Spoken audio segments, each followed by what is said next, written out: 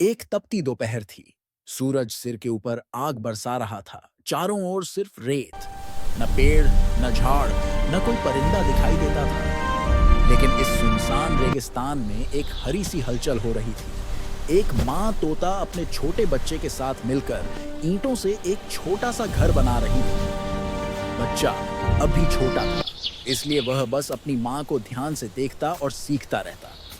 माँ अपनी चोंच और पंखों से एक एक ईंट उठाती, उस पर मिट्टी लगाती और दीवार पर सेठ एटर देती। बच्चा उत्साहित होकर कभी ईंट पकड़ाता, कभी माँ को देख